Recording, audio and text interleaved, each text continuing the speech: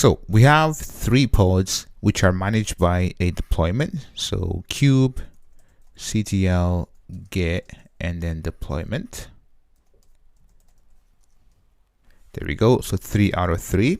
Now, how do we access the application? So you've seen that we've been using port forward. So here, port and then forward.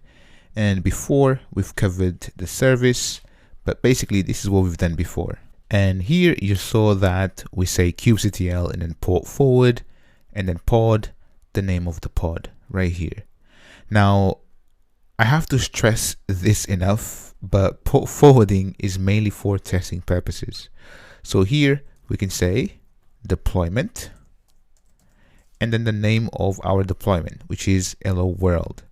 And this basically is the same. So this is the host, and then it should map to whatever port that you have on the container. So in our pod, we simply have one container up and running.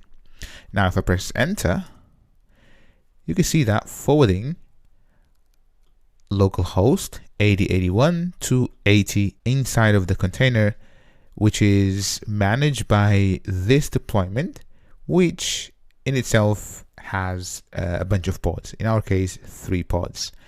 Now, if I open up our browser and in here, let's type localhost and then 8081 and check this out. So let me just zoom out for a second here. This is too big.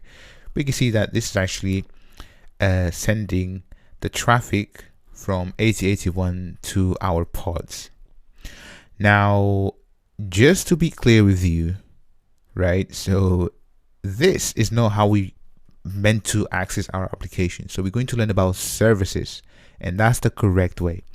Now, I'm just showing you that you can access using port forward. So this is mainly for debugging purposes. Instead, we should be using services to access our application, and more on services in the next section. This is all for now. If you have any questions, drop me a message. Otherwise, let's move on. And before I forget, if you want to cancel out of this, just press Ctrl+C, and there we go. It's no longer handling connections.